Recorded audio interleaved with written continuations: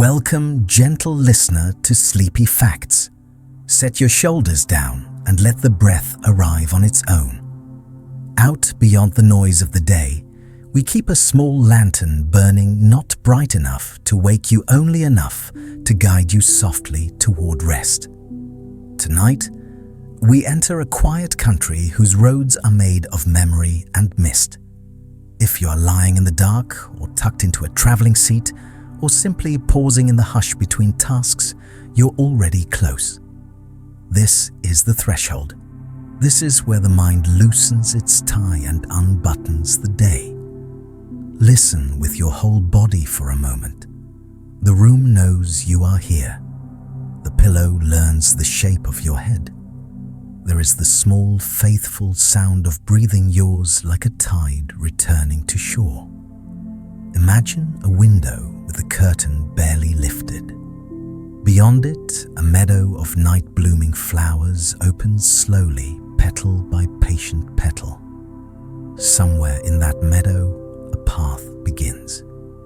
We will take it together, and we will not hurry. What we call a dream does not arrive like a trumpet or a headline.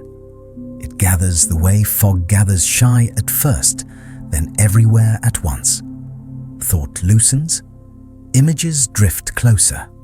The world you know keeps its shape for a while, then softens at the edges and lets the impossible in. You do not command it, you allow it.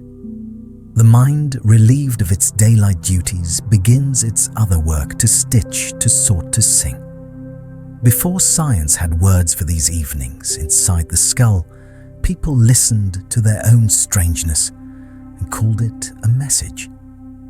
In temple sleep and desert tents, in the rooms of philosophers and the huts of farmers, dreams were carried like folded notes from an invisible hand.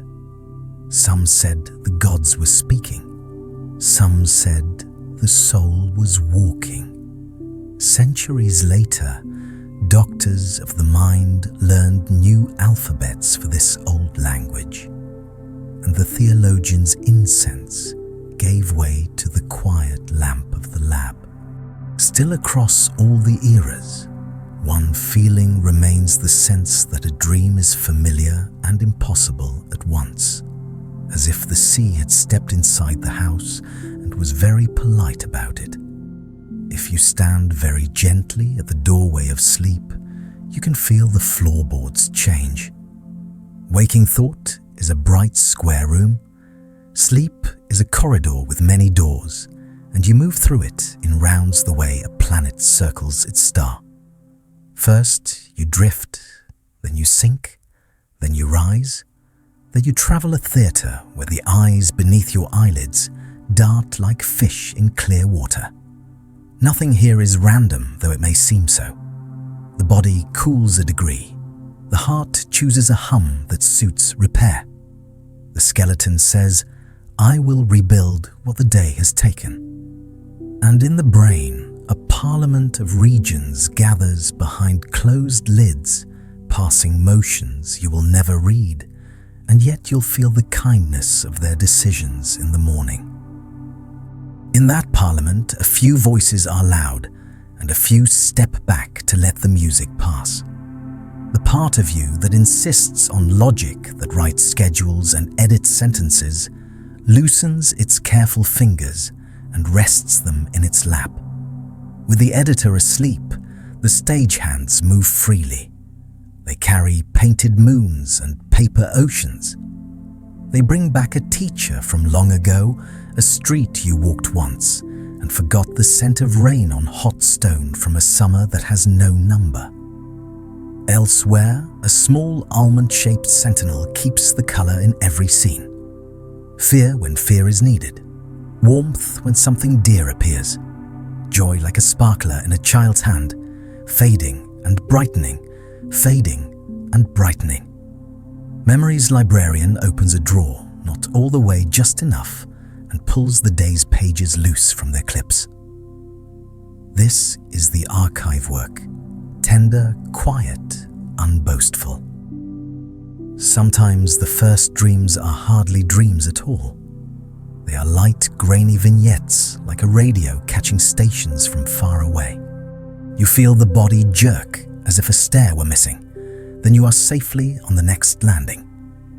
The mind is lowering the lights a notch at a time. Outside, the world is unchanged. A distant car sighs down the street. A bird rehearses a single note. Inside, voltage reroutes from muscle to mending. In hidden chambers, cells hold out their bowls and receive. Even the bones listen to a deep drum and choose their work. And then, almost secretly, a theatre opens. Not with a curtain rising, but with the sensation that you've always been inside. Here the images sharpen. Here the plot refuses to behave. You speak to a friend, and it is both your friend and not your friend. You walk down a hall that keeps unfolding new turns, like a ribbon unspooling from a dark spool. You understand everything while it is happening, and you will understand almost nothing when you wake. This is not a failure of memory.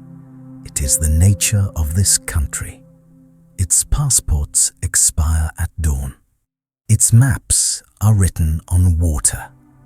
If you have ever woken with a taste of a place still in your mouth, a staircase of blue stone, a harbor of black glass, you already know how stubborn a feeling can be when the pictures have fled.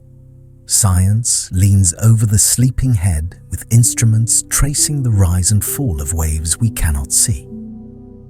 The recordings look like weather calm turning to squall, then clearing again.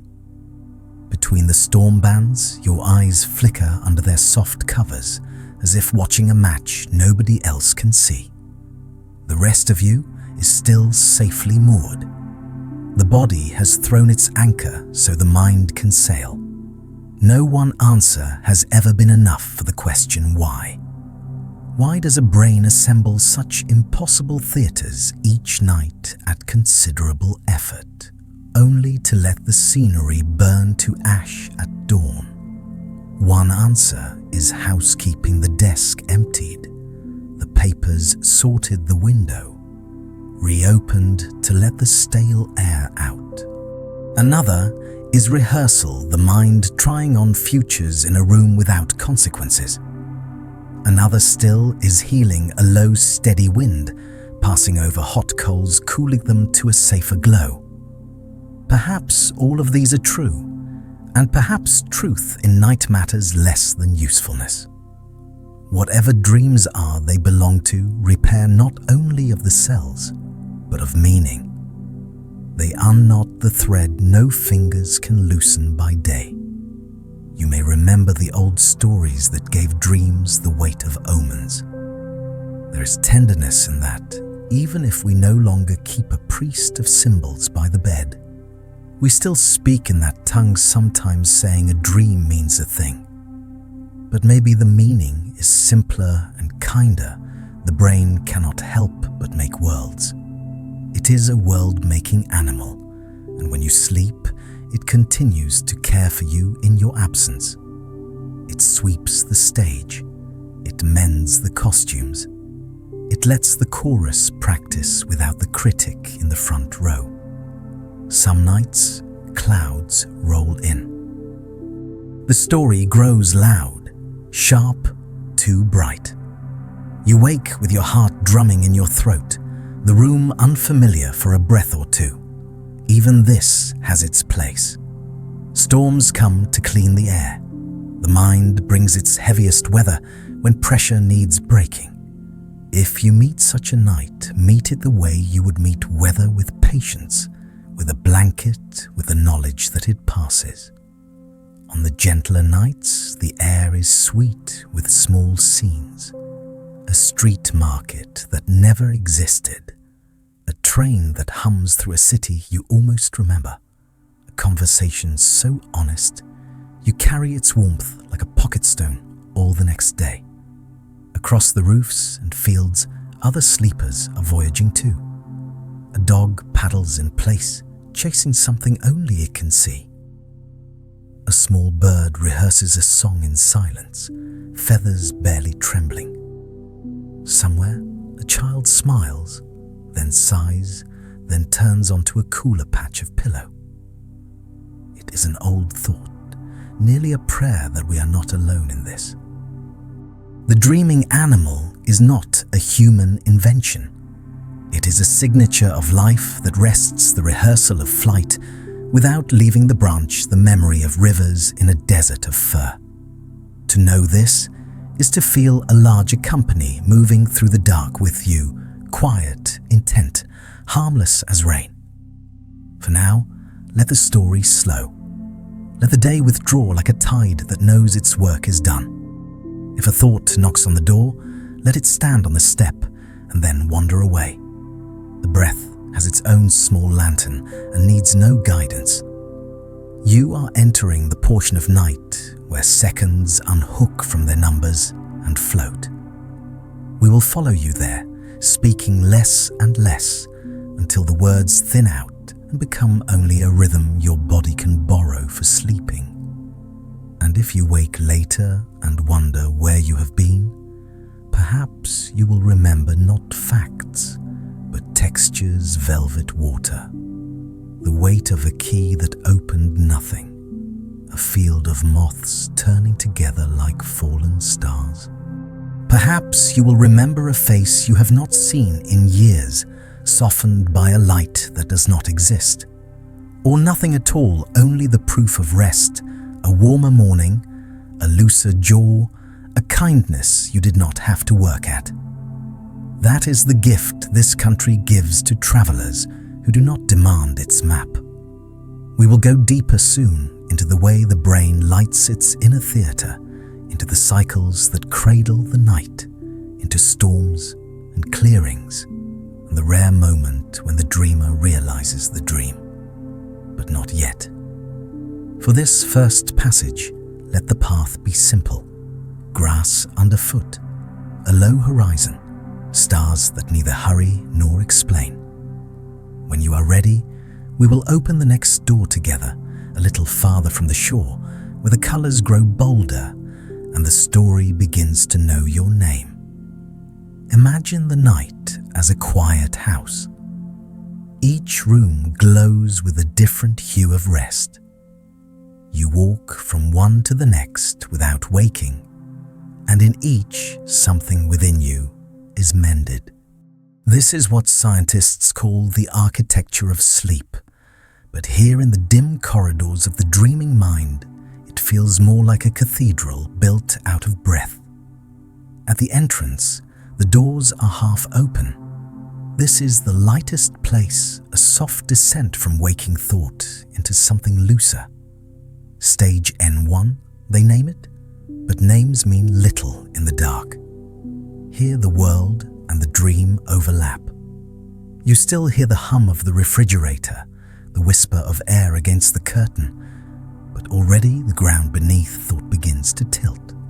A sudden twitch, a tiny fall, and your body shivers you back for a heartbeat, a reminder that gravity still cares for you. Then gently, you sink lower. The body temperature eases down. The breath finds a slower rhythm. Your heartbeat becomes a metronome of calm. Stage N2. The builders of rest come to work quietly. Small bursts of electric light, scientists call them sleep spindles, spark across the brain like tiny lanterns, protecting the silence from the noise of the waking world. Outside, a passing car sighs. Inside, a gate of stillness closes softly. Half your night will be spent here in this chamber of quiet maintenance, where the mind hums its repair song without words. And then, the deep chamber, stage N3, or what poets might call the Black River. The current here moves slowly, heavily, each wave of brain activity rolling like distant thunder. This is the stage where time dissolves. The body takes up its old art, mending torn fibers, renewing the marrow's quiet labor, weaving immunity like a tapestry. If you could see yourself from outside, you'd seem carved from night itself. Wake someone from this depth, and they return slowly, like a diver climbing through layers of dark water, carrying the weight of peace on their shoulders. And then a trembling begins again. A new current stirs. The eyes beneath the lids begin to move, quick, darting restless, as though watching an invisible performance. This is REM sleep. Here the lights come back on in the theatre of the mind. The actor's memory, imagination, emotion step into place without rehearsal. The play begins. In this stage, the body is held still by a merciful paralysis. The mind, however, runs wild. Dreams bloom here in full color. The impossible makes perfect sense. A forest floats upside down. You run, fly, whisper, speak to someone who has been gone for years. The logic of day has been replaced by music. The brain, astonishingly awake within its own dream, creates worlds out of sparks. You pass through these rooms, N1, N2, N3, and REM again and again, each cycle lasting about the time it takes for an old record to play from start to end, 90 minutes. 4, maybe 5 rotations in a night. At first, the dark river dominates deep sleep, heavy and still. Later, as dawn approaches, the dream rooms grow longer, as though the mind saves its wildest creations for the final acts before waking. It's as if your brain has a secret program repair. First, then remember then, at last rehearse the art of imagination. When something interrupts the rhythm, blue light caffeine worry the cathedral flickers. The deep rooms go half visited. The dream hall arrives too early or not at all. And when the sequence is broken, you wake with the feeling that the night has slipped through your fingers. Groggy, unfinished, as if a story had cut to black before its closing line. But when the rhythm holds, when darkness comes on time, and your body trusts it, the cycles move with the precision of tides. Each stage knows its purpose, and each serves the next. You do not have to command this. You only have to rest. Science has found the patterns, electrical waves, chemical balances, maps of the mind at work in sleep. But even the graphs look like art, the slow undulation of delta waves, the sudden glitter of REM bursts, the harmony between the quiet and the alive. It is both mathematics and magic. The poets and the physicists have finally met in this soft laboratory of night. One measures the other marvels, and both are correct. So tonight, if you wake briefly in the middle of a cycle, and the room feels suspended between real and unreal, remember you are simply passing between rooms. Your consciousness has cracked the door to watch the caretakers at work. Close your eyes again. Let them finish what they began. Because somewhere behind your forehead, the same waves that sculpted your childhood dreams are rising again, preparing the stage for the next performance. A story stitched together by the neurons of memory, lit by the pulse of ancient instinct, and soundtracked by the hush of your own breath. The night deepens. Your breath has become the clock. You are lying still, yet entire worlds bloom behind your eyelids. The dream does not announce itself. It unfurls like smoke rising from a candle just snuffed. And somewhere in the hidden light of your brain, a constellation of regions begins to shimmer, each a musician in the quiet orchestra of sleep. At the front of your mind sits the prefrontal cortex, that daylight guardian of logic and restraint. By day, it speaks with reason, calculating, planning, correcting. By night, it loosens its collar and drifts away like a conductor stepping off the stage to let the music play on without him. With the rational voice hushed, the rest of the brain begins to sing freely ideas, colliding like sparks in the dark thought and memory, mingling without rules.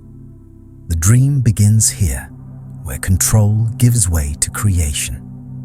Nearby, glowing deeper in the folds of grey matter, rests the amygdala, small, almond-shaped and full of fire.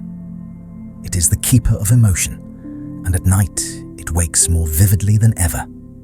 It paints fear in brilliant colour, turns joy into flight, grief into echo. It is why a simple dream can feel vast, why a face can hold infinite tenderness, why a chase in a dream leaves your heart trembling, even when you lie unmoving in your bed. Yet the body's alarm bells remain quiet, the chemicals of panic held at bay, so that you may feel without consequence. In dreams, emotion is a safe storm. Then there is the hippocampus, the librarian of your days. By daylight, it stacks experiences, neatly placing memories in order. At night, it reopens its drawers, mixing the shelves with carelessness and wonder. A conversation from morning spills into a memory from childhood. A hallway from your office joins seamlessly to a beach you haven't seen in decades. It is not confusion, it is creativity. Your mind is cross-pollinating time, sewing together the days of your life into one endless fabric. This is why dreams feel both strange and familiar. They are built from your own stories, stitched by hands you cannot see. Farther back, the occipital lobe glows softly like a hidden lantern. Even though your eyes are closed, the screen inside your skull flickers with light. This is the painter's chamber, where the colors are not real, but are believed.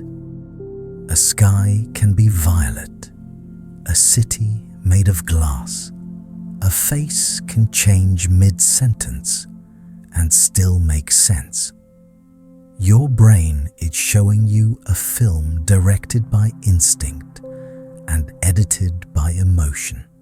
Even those who have never seen the physical world report dreams filled with texture, sound, and space.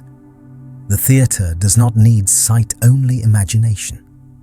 Deep within a series of sparks called PGO waves, move from the brainstem like whispers passed from hand to hand, from the pons to the thalamus to the visual fields that bloom in color and shape. Some scientists call this the overture of dreaming, a signal that says the curtain is rising. The orchestra tunes. The dream will begin soon. And as this symphony plays, something extraordinary happens. The brain becomes active, almost as awake as in daylight, yet the body is sealed in stillness. Every muscle relaxed, every motion locked away in gentle paralysis. This too is protection, the body's way of ensuring that when you run in a dream, you remain safely in bed. It is the mind saying, "Go anywhere, but stay here." Occasionally, this delicate mechanism slips. A dreamer wakes before the paralysis has lifted their mind fully aware, but their body still asleep. They try to move and cannot. The air feels thick, the room shadowed with imagined shapes. It is called sleep paralysis, and though it can feel frightening, it is harmless, a glitch in the rhythm of the night. The body will remember itself soon. The breath will open again. Each region of your brain performs its own quiet craft. Emotion burns memory, rewrites vision, paints, logic rests. Together they weave an experience that is neither real nor false, a rehearsal of living. You might meet those you've lost, build places that never existed, stand in the rain of another planet and believe in it completely. And yet, the moment you wake, the images evaporate. dreams resist capture. They are art made of mist. Perhaps that is why they stay with us, not as facts, but as feelings.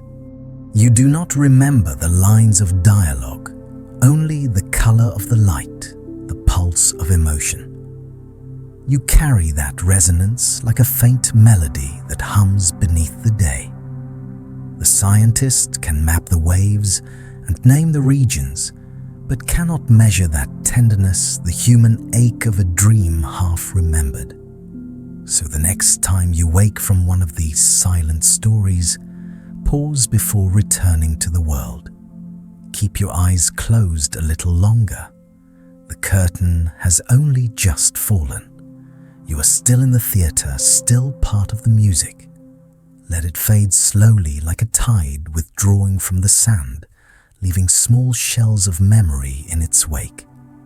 When we meet again, we will wander deeper into that mysterious sea, to where awareness flickers inside the dream itself, and the dreamer learns for a moment that they are dreaming. Imagine this: you are walking through a library made entirely of clouds. The books hum softly, as if remembering the stories inside them. A door opens and a small voice inside you says, "Wait, this isn't real." And in that instant, the dream folds like silk, and the dreamer awakens within it. This is lucid dreaming, a rare crossing point between worlds, where the mind realizes it is dreaming, yet the dream does not vanish. You are both the actor and the audience, the storyteller and the story. It is a quiet miracle to stand inside your own imagination and know it. In the soft glow of lucidity, a part of the sleeping brain opens its eyes. The prefrontal cortex, that quiet architect of logic that usually sleeps through dreams, rises halfway awake. A flicker of awareness hums through the night's machinery. This is a dream. But unlike waking, the rest of the brain remains in its deep performance. Colors flowing, sounds, blooming logic loosened. It is like waking a single candle in a cathedral while leaving the stained glass still glowing in moonlight. Those who find themselves here often describe a feeling of freedom, the strange, gentle joy of realizing that gravity is a choice, that walls are suggestions that the rules of the body no longer apply. Some float through forests of light, some walk across oceans without sinking, and some simply stand still, watching the dream breathe around them as though it were alive. In laboratories, researchers have found ways to glimpse this fragile awareness. They watch the sleeper's eyes beneath closed lids as they move in agreed-upon patterns, left, right, left, a secret signal from within the dream. It is the mind's Morse code, a message from another world. It whispers, "I know I am dreaming."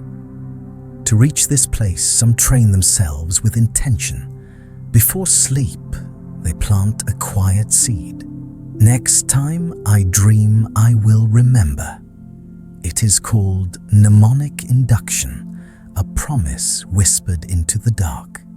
Others linger at the edge of wakefulness, holding consciousness gently as the body slides away beneath it, a technique known as wake-initiated lucidity. If they succeed, they step directly from the real into the imagined without ever losing awareness. It is like walking through a mirror that reflects only thought. Still, lucid dreaming is delicate. Too much attention and the dream dissolves. Too little and awareness slips away. You must balance at the edge, awake enough to witness, asleep enough to remain within. It is the art of trusting the unreal. But lucidity is not only play, it can heal. Those haunted by recurring nightmares can sometimes use it to turn toward what terrifies them. They realize the monster cannot harm them because the monster is made of thought. And with that realization, the dream changes its shape. Fear becomes dialogue. Darkness becomes distance. The mind rehearses courage, and the heart remembers it upon waking. Artists, too, have long wandered this territory for inspiration. Salvador Dali drifted into near-dream states to catch the strange geometry of his visions. Writers and musicians have woken with melodies still echoing from a lucid landscape.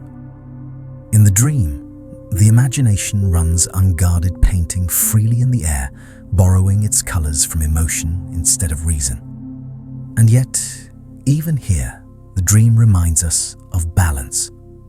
Too much effort to control the dream and sleep becomes brittle, fractured by wakefulness. The goal is not domination, but dialogue. Lucidity is not a leash on the dream. It is a conversation, a shared awareness between two halves of the same self. Perhaps you have felt a flicker of it before the sudden realization that you can change the story, that you can turn toward the door instead of running, that you can decide to fly, or simply open your eyes within the dream and breathe. That moment, small, calm, impossible, is lucidity. It does not need to be perfect. It does not need to last.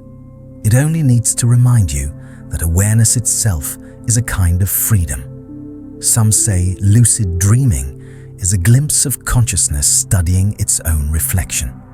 A mind asleep, yet self-aware, walking through its own thought. It shows us that reality is not always what the eyes declare it to be. That imagination is not a lesser world, only a quieter one. And when you wake from such a dream, you carry something fragile with you, a sense that perhaps waking life too is only another layer, another story told in light and air, no more or less real than the one behind your closed eyes. So as you drift tonight, if you find yourself walking through a sky made of color or a room that knows your name, listen for that gentle voice, the one that whispers, "This is a dream." If it arrives, smile. You have not broken the spell. You have become part of it. Not every dream is gentle.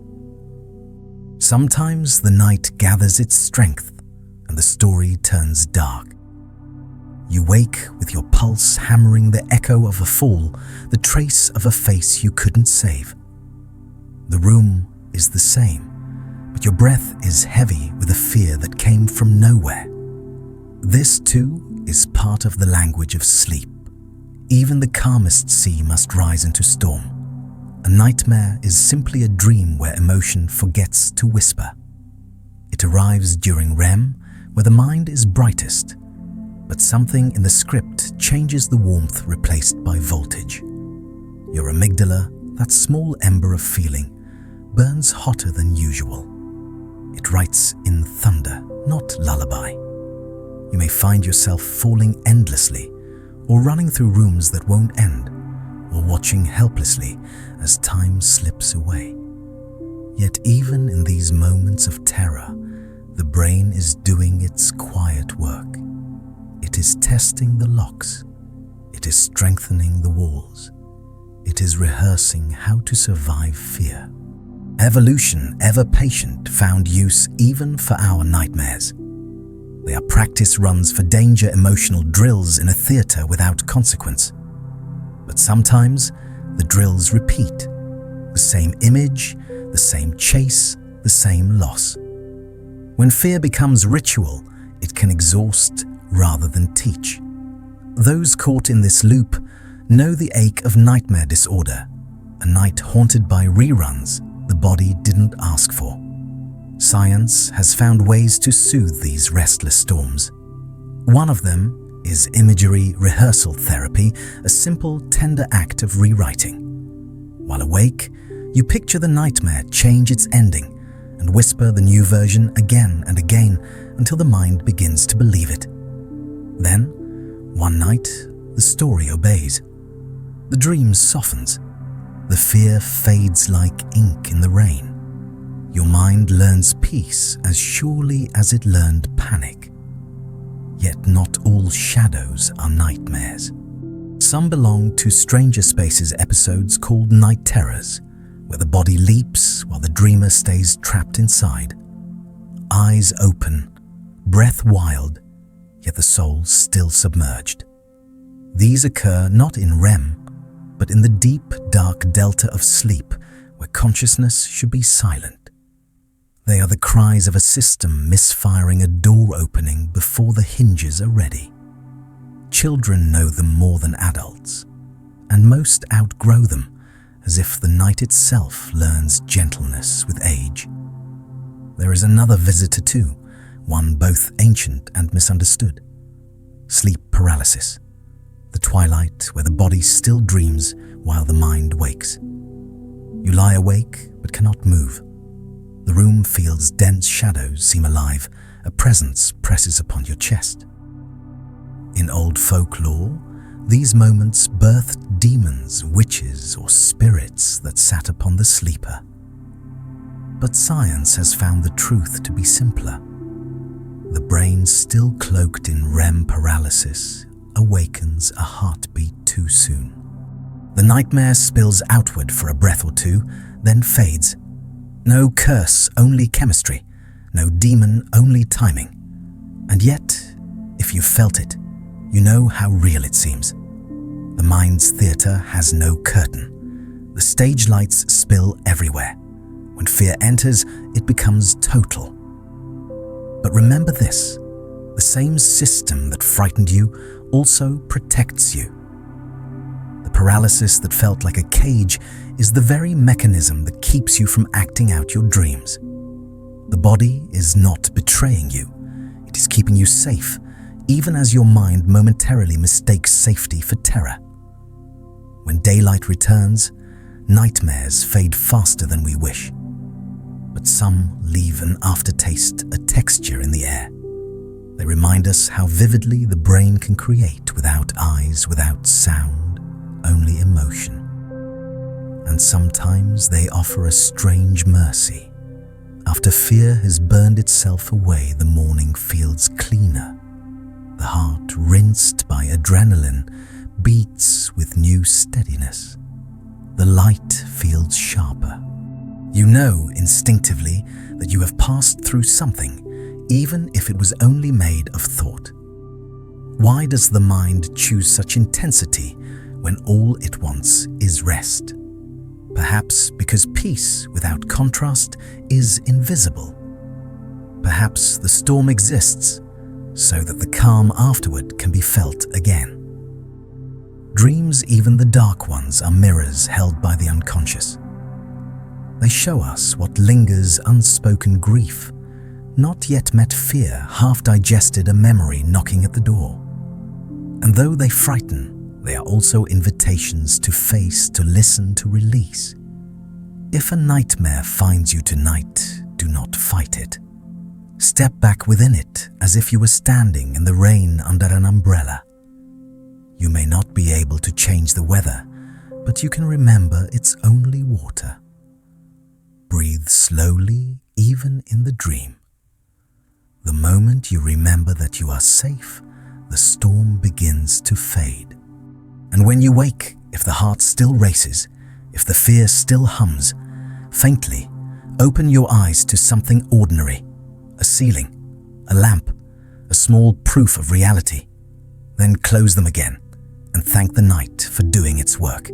Even the dark dreams are part of your repair.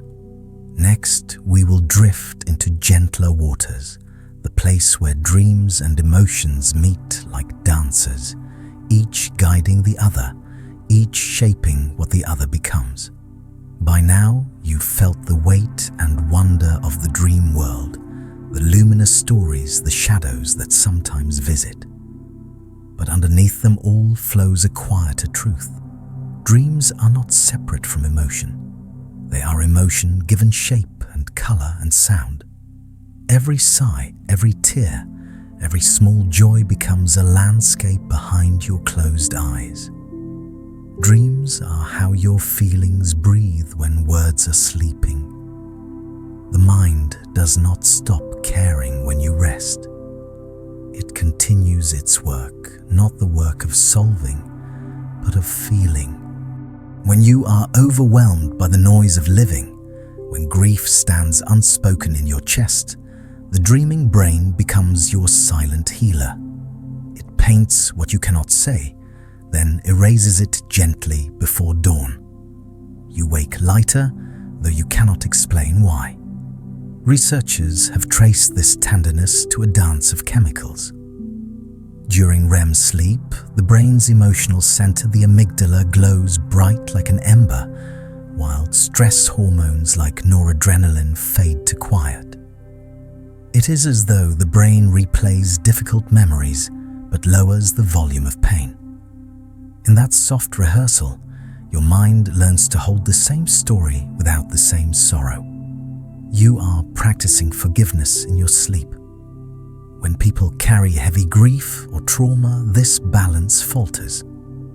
The dreaming system becomes stuck in repetition, trying again and again to soothe the same wound. This is what happens in PTSD nightmares. The past becomes trapped in the projector, the film looping endlessly. But even then, the intent is not cruelty. It is the brain's way of saying, I'm still trying to heal this. Therapies that rewrite dreams like imagery rehearsal simply give the mind new material to work with a gentler script. And often the system learns. The dream's voice softens, the memory unclenches. For those who are not haunted but merely human dreams, still echo the emotional weather of the day. When stress rises, dreams grow tangled. When joy visits, they bloom. Depression flattens them, turning their colors gray, making stories repeat without energy, as if the mind were walking through fog. Anxiety sharpens them, filling the stage with chases and clocks and phones that will not dial. Each pattern is a reflection, not a prophecy. The mind speaks to itself in metaphor, and sometimes all it's saying is, I feel too much. And yet, not every dream carries burden. Some are pure play, a rehearsal of creativity itself. The same loosened logic that allows nightmares also opens the gate to invention. Artists, musicians, scientists, many have met their muse in sleep. A melody drifts into the half-light of morning. A solution to a problem appears without effort. The brain, free of constraint, wanders through possibilities too fragile for daylight thought. It sketches in symbols, builds bridges between ideas that never touch while awake. When you wake inspired, you are simply remembering what your night self built. Dreams may even act as a gentle mirror for growth. Therapists notice that as people heal, their dreams change tone conflict, turning into conversation storms into open skies. The mind rehearses safety the same way it once rehearsed fear. It practices feeling whole. Sometimes the dream world feels random, absurd, filled with furniture from a dozen forgotten lives. But chaos too is communication. The brain is fluent in symbols, and the subconscious loves poetry. You may not know why you're running through a hallway that never ends, or why an old friend wears your father's face. But underneath, something is being said, something wordless and sincere. Dreams are not puzzles to solve. They are letters from yourself written in smoke. Even the smallest fragments matter, the image that lingers when you wake, the mood that stays until breakfast. You can learn to greet them, not as messages to decode, but as weather to observe. You might think tonight my mind was raining, and that will be enough. Because when the mind dreams, it does not lie. It does not flatter or pretend. It shows you exactly what you feel, but in a way you can bear to look at. The stage lights are dimmed, the costumes strange, the story softened by absurdity, but the emotion remains true. In dreams, the heart practices honesty. And when you wake, you carry its quiet work into the day without ever noticing. You forgive a little faster. You understand a little more. You sigh, and the air feels clean again. Dreaming is not a distraction from life. It is part of living a nightly conversation between the heart and the brain. The dialogue continues long after the sun rises. Its words dissolved, but its meaning intact. Next, we will leave the human mind for a while and wander through the wider wilderness of sleep to see how animals dream and what their night visions may reveal about this universal art of rest. Now the night grows larger. Its silence no longer belongs only to you. All across the living world beneath wings, fur and scale, millions of hearts drift into their own oceans of sleep. And within those oceans, tiny lights flicker the dreams of other beings small and vast, fierce and fragile. Look for a moment at a sleeping dog. Its paws twitch. Its tail gives a half-forgotten wag. You can almost see the meadow running beneath it, a chase replayed, a scent remembered. Science once wondered, is this imagination or mere motion? But when researchers listened closely to the pulse of neurons in its resting head, they found a melody of memory. The patterns that fired when the dog ran awake played again perfectly in its sleep. It was not dreaming about running. It was running in the deep theatre behind its eyes. This was seen first in small creatures, rats trained to navigate a maze. During sleep, their brain cells danced in the same rhythm as they had in waking, replaying the journey through unseen corridors. It was as if the maze continued within them, their dreams rehearsing knowledge long after the lights had gone out. The scientists listened to those quiet electrical songs and heard the proof even the simplest minds wander when the body rests. Birds, too, hold this gift. Zebra finches who spend their days mastering the art of song fall asleep and whisper through their neurons. Their brains replay the patterns of music, the phrasing, the rhythm, the subtle rise and fall, as though the night were their secret rehearsal. A finch sleeps, and the air inside its mind is filled with melody, a dream of voice as delicate as breath. Even reptiles, long thought too old in evolution for such things, show faint traces of this rhythm. Lizards enter alternating stages that echo our own REM and non-REM cycles, their eyes moving beneath lids like ripples in sand. Perhaps they too swim in the quiet river of dreams, though their stories may be written in the ancient language of heat and instinct. And among the great ones, the elephants who lie only when they trust the ground, the dolphins who sleep with half a brain awake dreaming, takes on stranger forms. One half of the dolphin's mind sleeps, while the other keeps watch over the waves. We do not know if it dreams in halves. Perhaps one side of the sea remembers, while the other guards.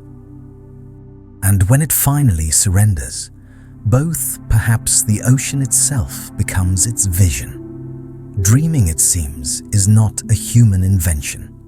It may be a shared inheritance, a language older than words written into the very fabric of living matter. Memory, emotion. Repair these threads are woven into all creatures that sleep. Every night the planet hums with the same secret work. And what do these beings dream of?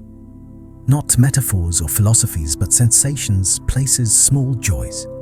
A cat chasing light that never ends, a horse galloping through grass made of wind, a seal drifting through endless blue. For them, perhaps the dream is simply life unfolded once more without hunger or fear. There are signs that animals even carry nightmares that fear can return to them in sleep. Rats exposed to danger avoid the same paths afterward as though their dreams reminded them. And yet, this too is adaptation, a way to remember what must be avoided to survive another day. Even fear in dreams is a teacher. It's humbling, isn't it? To think that while you sleep in your room, a sparrow dreams in its nest, a whale dreams in the dark miles below, a fox in the frost, dreams of running through snow that glows, all of us breathing, beating, becoming entranced by the same invisible rhythm, a planet half awake, half dreaming, always turning. So when your own night comes and you feel yourself drifting out of form, remember this: you are not alone in the drifting. Your pulse beats in chorus with countless others, each dreamer living their own small eternity before dawn calls them back. Tonight, as you rest, the world will dream with you. The forests, the oceans, the furred and the feathered, all whispering in the same dark language, ancient and wordless, the soft grammar of sleep. Next, we will return to the realm of human science, to the strange new frontier where machines begin to listen to dreams and where the private night of the mind meets the bright curiosity of invention. Now we drift into the future, a place lit not by moonlight, but by the glow of machines. Here in hushed laboratories where the air hums with electricity, scientists have begun to do something both wondrous and delicate. They are learning to listen to dreams. For most of human history, a dream vanished the moment the dreamer opened their eyes. We could describe them, draw them, write them into poems, but never see them again. Dreams were whispers, locked behind the curtain of the skull private ephemeral, a theatre that played for one spectator only. Now gently, cautiously, science has started to pick at that lock. It begins with the quiet tapping of electrodes on the scalp EEG, a way to read the rhythms of brain waves. These lines, jagged and flowing, mark the difference between deep sleep, light sleep, and dreaming. But they do not yet reveal the dream itself. To glimpse content, researchers turn to the great eye of the machine, fMRI, functional magnetic resonance imaging. It looks deep within the brain, watching which regions glow with oxygen and light. When we see a cat while awake, certain areas shimmer in recognizable patterns. And when we later dream of a cat, those same regions glow again, as though memory were replaying itself on the same screen. In Japan, a group of dream scientists invited volunteers to sleep inside fMRI machines, hardly the coziest cradle. They recorded their brain activity and woke them at intervals to ask, "What were you seeing?" From the patterns that appeared, the scientists learned to guess the dream not perfectly, but enough to know whether it held people, objects, or landscapes. The first time a computer correctly identified that someone was dreaming of a tree, the room fell silent. It was like watching a shadow of imagination become visible to another mind. Since then, the technology has grown sharper, learning to pair fMRI with artificial intelligence algorithms trained on the language of the brain. They can now recreate vague, ghostly images of what the sleeper saw. Not photographs, but impressions like watercolor reflections in still water. A face blurred with color, a skyline made of breath. The pictures are hauntingly beautiful, as if the dream itself were trying to remember its own form. But with this miracle comes a trembling question. Should we look? Dreams have always been the last refuge of privacy, a world no one could enter but you. If a machine can read even part of that world, where do we draw the boundary? The thought feels both thrilling and fragile, as if we were reading someone's diary without knowing if they had given consent. So scientists now speak of neuro rights laws to protect mental privacy, the freedom of thought, the sanctity of imagination. Because the mind is not a file to be opened, it is a home. And yet, there is beauty in the possible kindness of this research.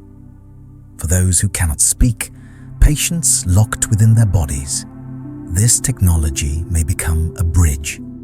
Imagine a person unable to move or communicate, but whose dreams can be gently decoded, translated into images or simple words. A window through which their inner life might shine again. It is not fantasy, it is near. Therapists too see promise in these new instruments. If a dream could be observed, its colors, its emotions, its recurring symbols, perhaps patterns of trauma, joy or anxiety, could be understood without words. The brain could keep its poetry and still be heard.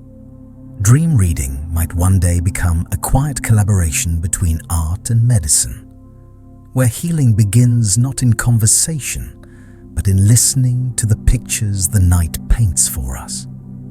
There are gentler uses as well, an art known as targeted dream incubation.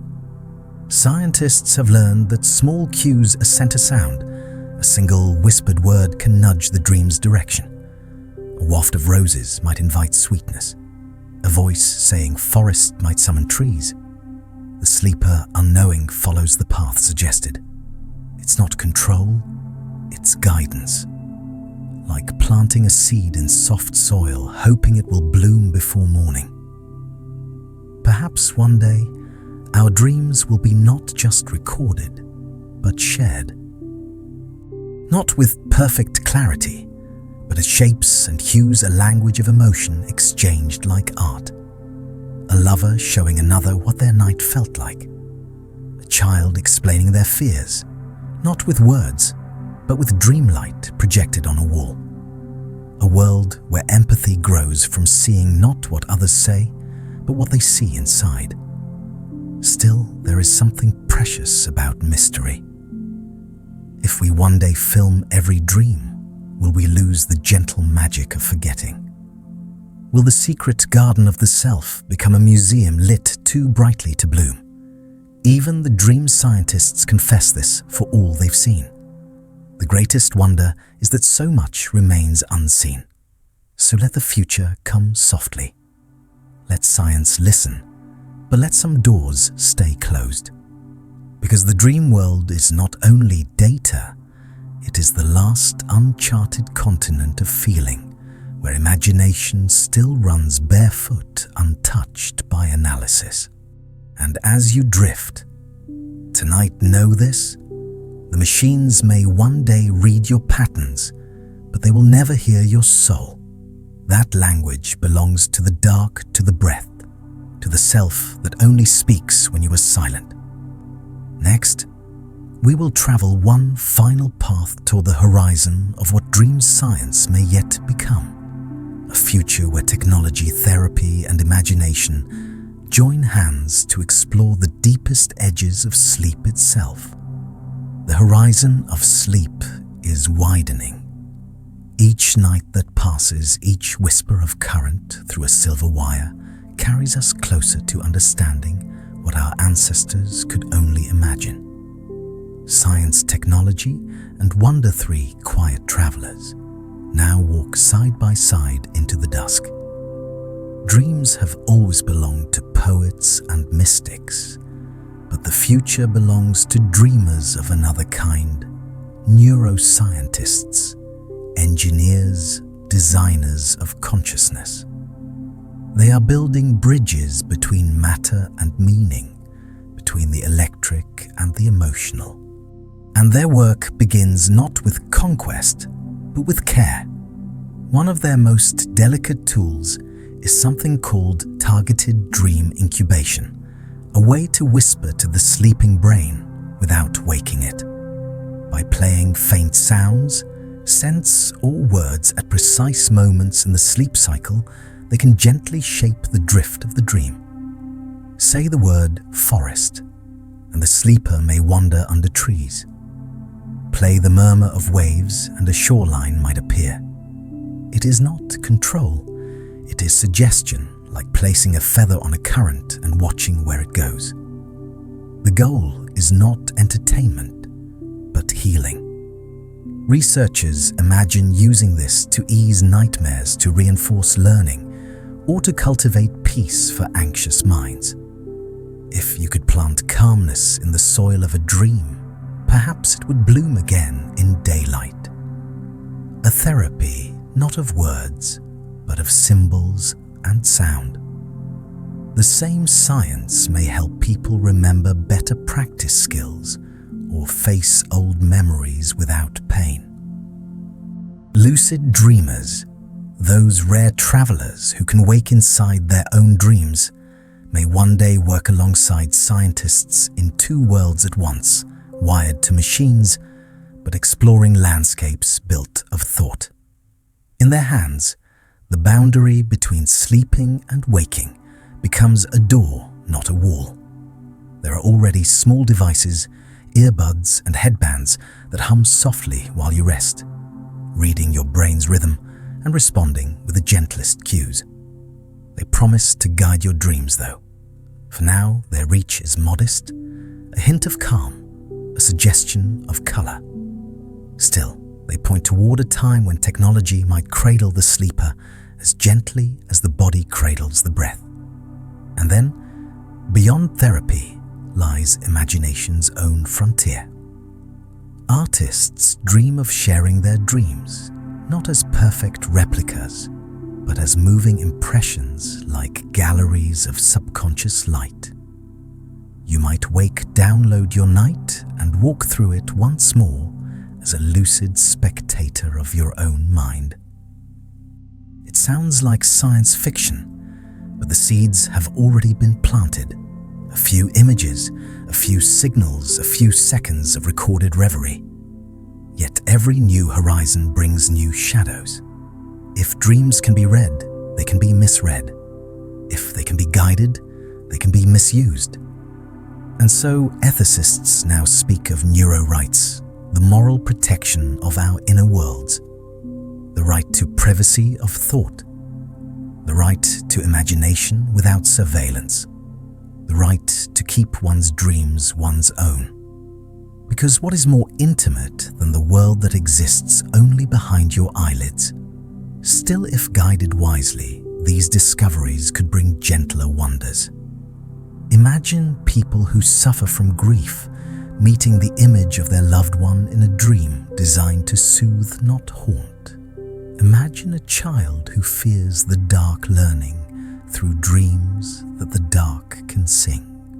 Imagine a patient with fading memory revisiting their life through scenes reconstructed from the patterns of their own brain, a museum of memory curated by neurons. The dream could even become a place of practice. Studies already show that the brain cannot easily distinguish between imagining a movement and performing it. So a pianist might rehearse a melody in a dream, and the waking fingers would remember. A dancer might perfect a step in the soft air of REM, and the body would know how to follow. Even acts of kindness rehearsed in the dark may leave traces on the heart. Perhaps compassion too can be practiced in sleep. But amid all this promise, let us not forget the simplest truth. The greatest technology for dreaming already lives inside you. You do not need wires or sensors to create worlds, to solve problems, to remember, to heal. You only need rest, a surrender to the vast intelligence that hums beneath awareness. Dreams, for all their mystery, are not mistakes. They are the mind's nightly expression of life, as natural as tides, as inevitable as dawn. And even as we come to understand their chemistry, we should still bow to their poetry. Because science may map the circuitry, but only the dreamer feels the warmth of the light. Technology may read the signals, but only the heart knows what they mean. One day, perhaps we will watch our dreams like films, or paint with them, or share them the way we share stories. But tonight, you can simply be the dream unrecorded, unmeasured, unobserved. A mind drifting through its own infinite garden. Next, we will return from these luminous frontiers to the place where we began, to the hush before dawn, where all dreams, scientific and sacred, fade into waking. We will close this long journey there, where mystery remains whole and the dreamer opens their eyes. We have wandered far together, through electric dreams and ancient myths, through the soft machinery of the sleeping brain, through light and terror and lucidity. Now the sky of this journey begins to pale. It is the hour when the world is both sleeping and waking, where every dream begins to fold itself back into silence. You can almost feel it now, the subtle shift beneath your ribs, the tide turning from night toward morning. Your mind, that quiet traveler, has crossed so many borders while your body rested. It has built cities, burned them down, spoken with ghosts, and walked again through moments long gone. All of it dissolving now like ink in warm water. It's a tender unraveling, this slow return from the depths. Inside your skull, neurons dim their lanterns one by one. The REM currents soften. The amygdala, the hippocampus, the sleeping sentinels exchange their final signals, and peace spreads like a low breeze through a forest. Even the eyes beneath their lids grow still. The body waits, listening for the faintest whisper of dawn. Dreams at their heart are not just stories told in the dark. They are reminders that even when you surrender, some part of you remains at work healing, remembering, reshaping who you are. You close your eyes and the mind quietly repairs its own edges. You open them and the world feels possible again.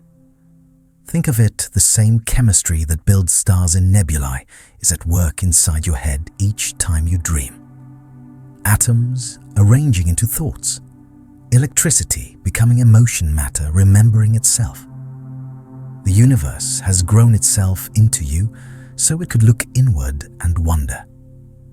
That wonder is what you feel when you wake with the taste of a dream still on your tongue. And still so much remains unseen.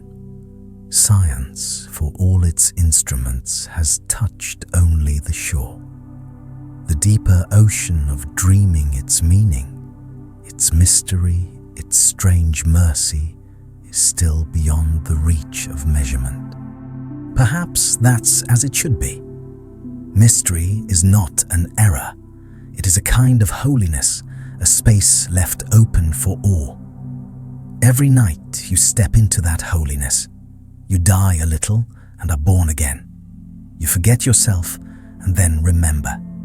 You wander through gardens made of memory, through houses built from hope. You speak to what is gone and make peace with what will come. And when the light returns, you carry a trace of that vastness back into the day, a calm that has no name, a patience that no teacher taught you.